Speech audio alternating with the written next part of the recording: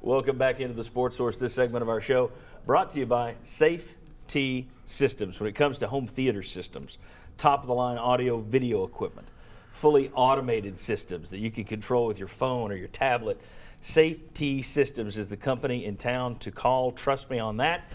By the way, JJ Surlis, if people call Safe T Systems, who should they ask for? Ask for JJ. Okay, very good. Ask for JJ when you call Safe T Systems. All right.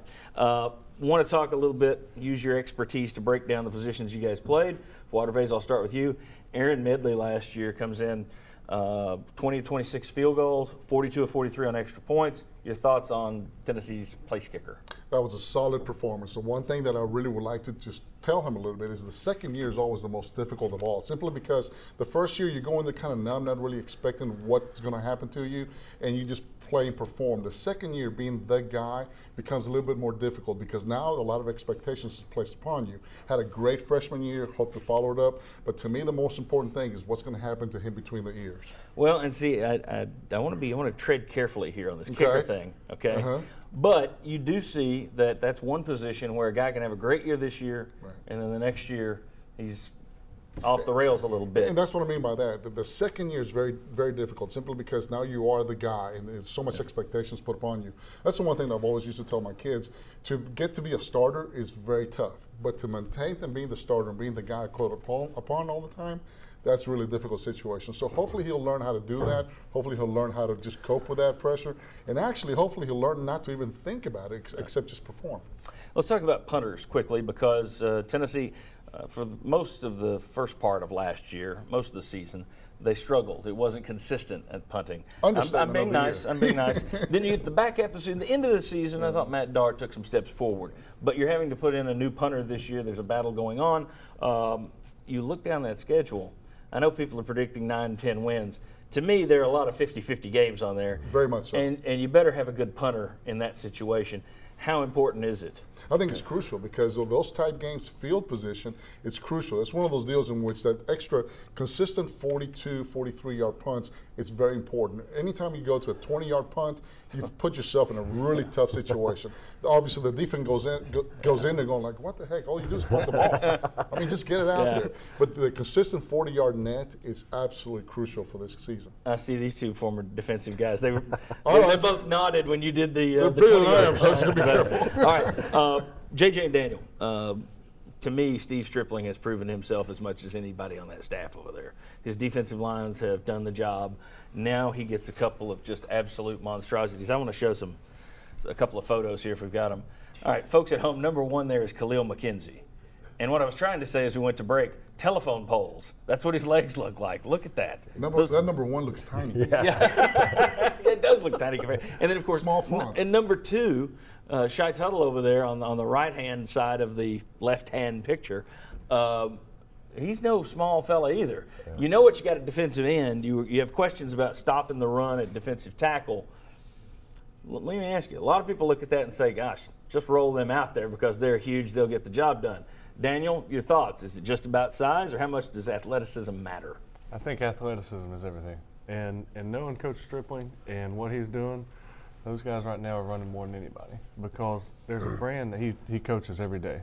And the whole time I was there and since then, he's not sacrificed at all.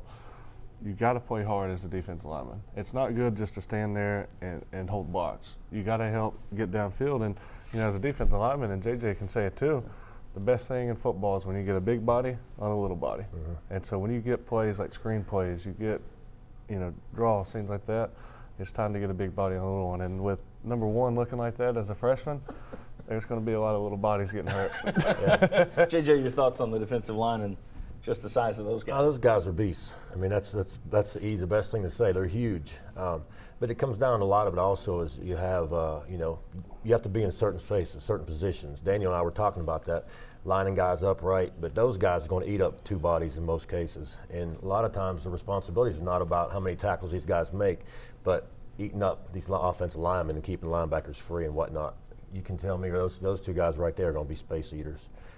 And if they get in shape and do what Coach Tripp teaches them to do, we got to be successful. And then you bring back pass rushers like a Derek Burnett, a Kurt Magid. And, you know, when you look at Tennessee's history, whether it was when you were there winning SEC titles, whether it was the 90s, this monster defensive lines, just guys. I mean, it was a pipeline to the NFL at those positions, D tackle and D end. Daniel, you've been over there. You think these guys are starting to get that vibe back for Tennessee? I think so. And I mean, even when I played, you know, what we said all the time is we got to respect the guys that were here before us, with your Albert Haynesworth, the John Hendersons, and everybody.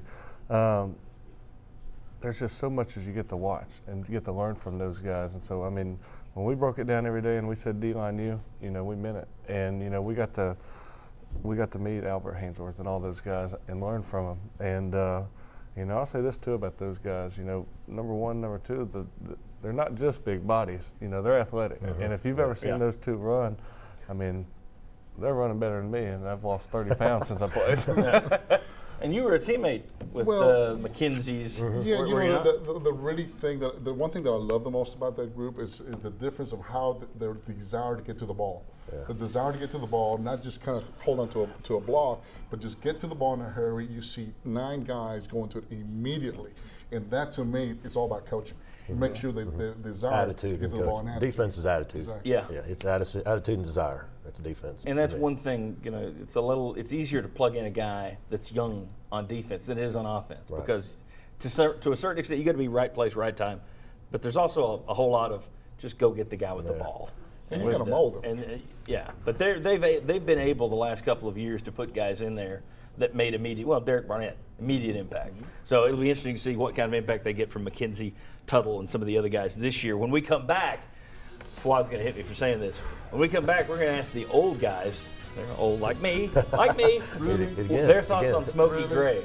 Then the young guys a little later, we're going to talk to the young guys, younger than me, about team discipline, the academic aspect of Butch Jones and his coaching, all of the stuff that goes on inside the program, team leadership, what kind of leaders they have over there. So we got a couple of things coming up here on the Sports Source. You don't want to miss it. Come on back. Follow the Sports Source online at sportsource.tv and on Twitter at SportsSourceTV.